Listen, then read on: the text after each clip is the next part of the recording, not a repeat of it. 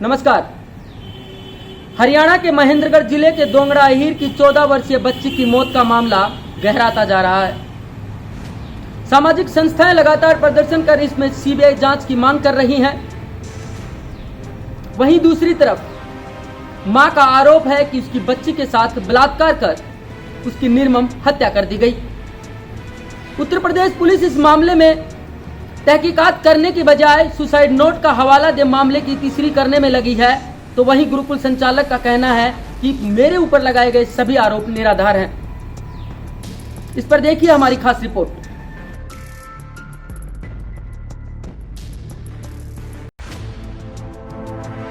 हरियाणा के महेंद्रगढ़ जिले के गांव दोंगड़ा अहीर की बेटी, जिसकी उम्र महज 14 साल थी, जिसके माता पिता गरीब हालात में हैं और अपने 3 बच्चों को शिक्षा दिलाने के लिए नोएडा के गुरुकुल में भेजा था, लेकिन उन्हें क्या पता था शिक्षा का मंदिर बेटी की मौत का कारण बन जाएगा। मासूम के माता पिता पुलिस के चक्कर लगाते रहे, लेकिन कार्रवाई के नाम पर लिपापोती होने लगी। मीडिया में मामला सामने आने के बाद 17 जुलाई को जाकर मुकदमा दर्ज हुआ, लेकिन 1.5 महीना बीत जाने के बाद भी गुरुकुल के आरोपी खुलेआम घूम रहे हैं। नोएडा पुलिस आरोपियों पर हाथ डालने से कतरा रही है। परिजनों का आरोप है कि गुरुकुल पहुंचने के बाद उन्हें बंधक बना उनका मोबाइल फोन तक छीन लिया गया और उनके ड्राइवर को बाहर से वापस भेज दिया।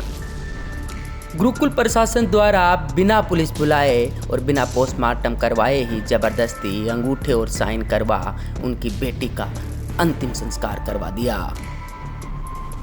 जी, मेरी बेटी को तो उन्होंने दरिंदों ने दुर्गति करके फांसी पे लटका रखा था और हमारे पास सुबह 5:30 बजे उन्होंने फ़ोन किया। 7वें महीने की 3 तारीख को सुबह 5:30 बजे फ़ोन किया कि जी आप फटाफट करके आ जाओ। मुझे बात क्या हुई, मेरे 3 बच्चे पढ़ते थे वहाँ पे, किसके साथ क्या बात हो गई। कह रहे यहाँ पे आओगे तभी कोई बात होएगी, वहाँ पे फ़ोन पे बता नहीं सकते। अब माँ हूँ, पता नहीं किस तरीके से क्या बात होगी, बच्चा क्या कर लिया क्या नहीं, कुछ समझ नहीं बैठा। जी तेल पेट्रोल हम दे देंगे, ये सब हम कर देंगे, आप आ जाओ। हम चले गए। वहाँ पे जाने के बाद जो हमारे साथ हुआ, भगवान किसी के साथ ना करे। हमें अंदर ले जाते ही हमारे फ़ोन छीन लिए उन्होंने। हमने देखा हमारी बच्ची को पंखे से लटका रखा है। मेरी बेटी की पूरी सलवार नीचे घुटनों तक आई हुई है, सारे कमीज़ के बटन टूटे हुए हैं।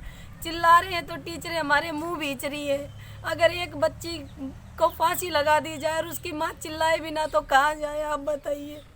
चिल्ला के अपना दुख भी बयान ना करे। उन्होंने ऐसी दुर्गति कर रखी मेरी बच्ची की, हम रो भी ना सके। उसके बाद हमने खूब कहा जी हमारी बच्ची को दे दीजिए, पुलिस बुला दीजिए, हम हमारी बच्ची को घर लेके जाएंगे। उन्होंने हमारी एक ना सुनी, ना उन्होंने खुद पुलिस बुलाई, ना मेरी बच्ची का पोस्टमार्टम करवाया और वहाँ पे दाह संस्कार कर दिया। हमने कहा जी हमारी बच्ची की मिट्टी को तो हमारे घर ले जाने दीजिए, जो उनके पुरजों में लड़ जाए जी, गांव की मिट्टी में दाह संस्कार हो जाए।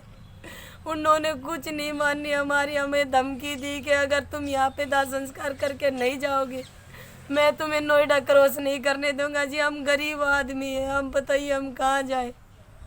हमारी कहीं पर कोई सुनाई भी नहीं हो रही है। वो पैसे वाला उसकी हर जगह सुनाई हो रही है।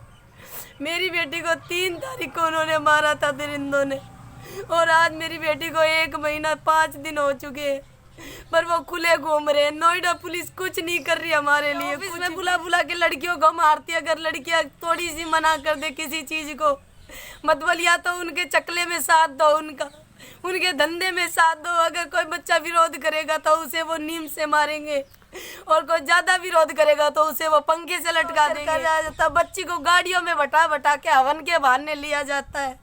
हवन करवाने लेके जा रहे हैं, वहाँ पे लेके जा रहे हैं, फंक्शन में लेके जा रहे हैं। कहाँ लेके जा रहे हो तुम बच्चियों को? बड़े बड़े घरों में लेके जा रहे हैं चकले के लिए, धंधे के लिए। उनके पास पैसे आए, बच्चों का विरोध। बच्ची अगर विरोध करके कूद के जाती है थाने में तो थाने वाले फोन करके वापस जयेंद्र कुमार को बुला लेते हैं प्रशासन का। अरे वो मेरी बच्चे का लेटर ही नहीं है, मेरी बच्ची की राइटिंग ही नहीं है, वो मेरी बच्ची की साइन ही नहीं है, वो किसी बच्ची से लिखवा दिया। जब उनके खिलाफ कुछ है ही नहीं तो वो क्यों ना दाह संस्कार करने के लिए मेरे को मेरे घर बॉडी को लाने दिया। मेरी बच्ची को क्यों उन्होंने वहाँ करवाया? उनकी गलती थी। मतलब आप उनको डर था कि अगर पोस्टमार्टम हो जाएगा, पुलिस आ जाएगी, तुम्हें फांसी हो सकती है। जिसने मेरी बच्ची के साथ दुष्कर्म किया है सभी को फांसी हो सकती है, इसीलिए उन्होंने मेरी बच्ची का वहीं अंतिम संस्कार करवा दिया। गुरुकुल में पढ़ रही मृतका की छोटी बहन ने बताया कि बड़ी बहन गुमसुम रहती थी। पूछने पर कहती थी कि तू अभी छोटी है, तुझे कुछ नहीं पता।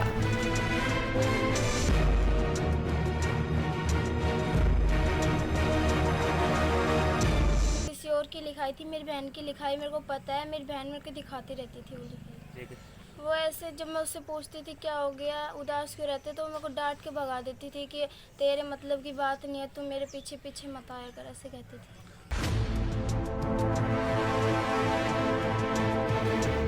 बेटी को न्याय दिलाने के लिए दक्षिणी हरियाणा के सामाजिक संगठन सामने आए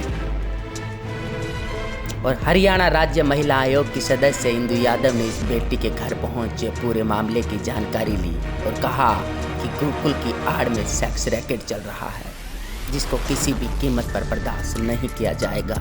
इस मामले के लिए हरियाणा के सीएम और यूपी के सीएम आदित्यनाथ योगी से मिलकर सीबीआई जांच की मांग करेंगी और साथ ही इस पूरे मामले को राष्ट्रीय आयोग में ले जाया जाएगा।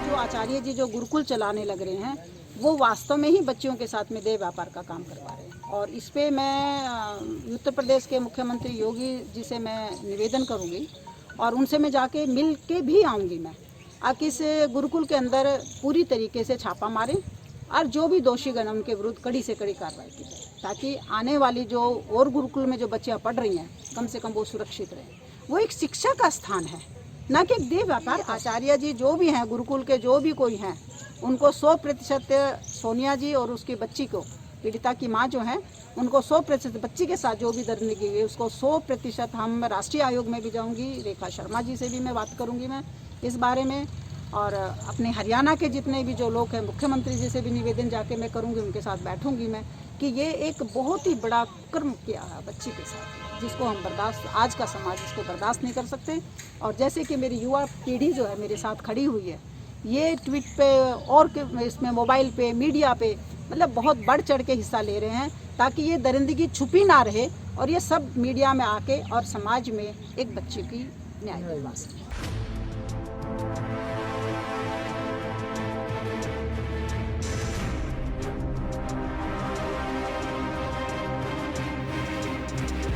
गुरुकुल पर लगातार गंभीर आरोप लगाए जा रहे थे। रेप के बाद हत्या का आरोप मां ने लगाया तो महिला आयोग की सदस्य ने गुरुकुल पर सेक्स रैकेट चलाने जैसे गंभीर आरोप लगा दिए। हकीकत से पर्दा उठाने हम पहुंचे नोएडा गुरुकुल में, जहां आचार्य इंद्र कुमार ने कहा कि पुलिस को सूचना नहीं दी गई, ये मेरी गलती है।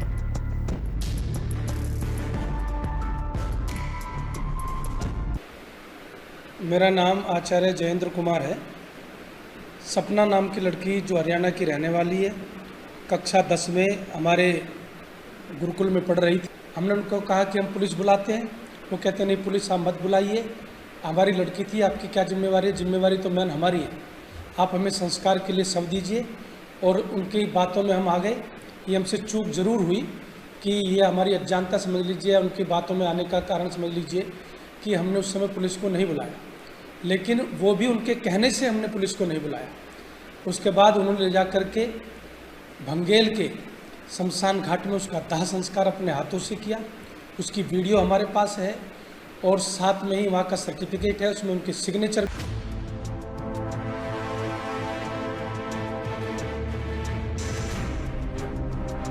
मामले को तूल पकड़ता देख बीजेपी के विधायक सीताराम यादव पीड़ित परिवार से मिलने पहुंचे। विधायक सीताराम यादव ने कहा कि पीड़ित परिवार के लोगों को पूरा न्याय दिलाया जाएगा। ये पीड़ित परिवार गांव के 15-20 लोगों को साथ लेकर मेरे से 19 तारीख को मिले थे। मैंने उसी समय इनको कह दिया था भी मुख्यमंत्री जी के नाम आप जो आपके साथ जो आप बीती है वो मुझे लिख कर दें, मैं कल ही मैं चंडीगढ़ जाऊंगा और इस मामले को मैं मुख्यमंत्री जी के समक्ष रख दूँगा। और मैंने उसी हिसाब से इनसे मैंने 2 कॉपियाँ बनवाई थी 20 तारीख को मैं यहाँ से चंडीगढ़ में गया हूँ और उस के 1-2 दिन बाद जो मंगलवार था, उस मंगलवार को मैं शाम को मुख्यमंत्री जी से मिला हूँ और मैंने मुख्यमंत्री जी के संज्ञान में ये मामला डाला है। जी मेरे हल्के की लड़की है और वहाँ गुरुकुल में पढ़ती थी और इनकी वहाँ पंखे लटकती हुई कि उन्होंने सुसाइड बताया, वह सुसाइड कर लिया। ना तो इसमें कोई FIR हुई और ना ही इसमें कोई पोस्टमार्टम हुआ। तो मुख्यमंत्री जी से मेरा निवेदन मैंने किया कि भाई आप लोग इसको, इस मामले को ना पूरा मजबूती के साथ मुख्यमंत्री उत्तर प्रदेश से बात करके और दोषियों को गिरफ्तार करें और पीड़ित परिवार को राहत मिले।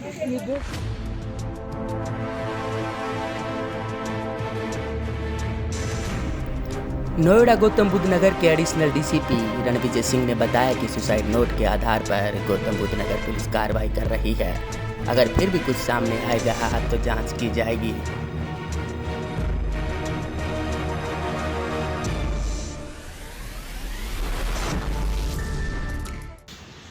देखिए, कल सोशल मीडिया के माध्यम से हम लोगों को ये बताया गया कि सेक्टर 49 में एक स्कूल है, वहाँ पे एक छात्रा की डेथ हुई है और उस डेथ को लेकर के उनके परिवारजनों का आरोप है कि उनका मर्डर हुआ है और उनके साथ दुष्कर्म हुआ है। इस मामले पर तुरंत कार्रवाई करते हुए हम लोगों ने उस मामले की छानबीन की और स्कूल प्रबंधन से संपर्क किया। वहाँ पे जाकर के हम लोगों ने मौके से भी बहुत सारी बातें इकट्ठा की। पता चला है कि उस छात्रा ने 3rd को स्कूल में सुसाइड किया है और सुसाइड के बाद उन्होंने अपना एक सुसाइड नोट भी वहाँ छोड़ा था। तो सुसाइड नोट सबके पास है, संभवतः वो मीडिया के पास भी शेयर किया गया है और उसमें स्पष्ट उसने लिखा है कि मेरी मौत के लिए कोई भी जिम्मेदार नहीं है। स्कूल के लिए भी उसने लिखा है, स्कूल भी जिम्मेदार नहीं है। और उसमें कुछ उसने अपने परिवार की कुछ बातें लिखी हुई हैं और परिवार की कुछ समस्याओं का जिक्र उसमें किया गया है। हम लोगों ने उस सुसाइड नोट को अपने पास लिया है और उनके माता पिता से भी हम लोगों ने संपर्क किया है और उनसे ये कहा गया है कि अगर इसके बाद भी कोई ग्रीवेंस उनका है तो आकर के हम लोगों से शेयर करें, हमें बताएं, कोई ऐसा एविडेंस दें जो उनके आरोपों की पुष्टि करता हो, हम लोग उसमें कार्रवाई करेंगे। और ये जो अभी मीडिया में जो बातें दुष्कर्म की आ रही है, ये प्रथम दृष्टया जो सुसाइड नोट है उसके हिसाब से असत्य है, इसमें कोई तथ्य नहीं है। लेकिन उसके बाद भी हम लोगों ने परिवारजनों को बुलाया है, उनसे बातचीत कर रहे हैं और अगर कोई ऐसा एविडेंस आता है तो हम कार्रवाई।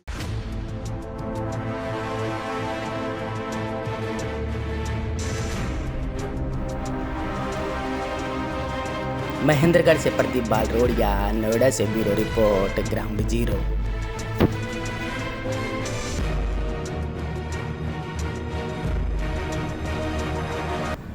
हरियाणा महिला आयोग की सदस्य गुरुकुल पर गंभीर आरोप लगा रही हैं। कहीं ना कहीं गुरुकुल संचालक ने भी इस चीज को माना कि गलती हुई है, चूक हुई है। बच्ची का पोस्टमार्टम करवाना चाहिए था और पुलिस को इस मामले की जानकारी देनी चाहिए थी। इस चूक के पीछे का राज आखिर क्या रहा, ये तो CBI जांच के बाद ही सामने आएगा। लेकिन एक बात साफ हो जाती है कि 1.5 महीना बीत जाने के बाद भी जैसे इस मामले के अंदर लिपापोती की जा रही है, तो कहीं ना कहीं बड़े आकाओं को बचाने की जो राजनीति है वो इस पूरे मामले में साफ तौर पर देख सकते हैं। ग्राउंड जीरो इस मुद्दे को लगातार आम जनता तक पहुंचाता रहेगा और हम सपना को न्याय दिलाकर रहेंगे। मुझे दीजिए इजाजत, नमस्कार।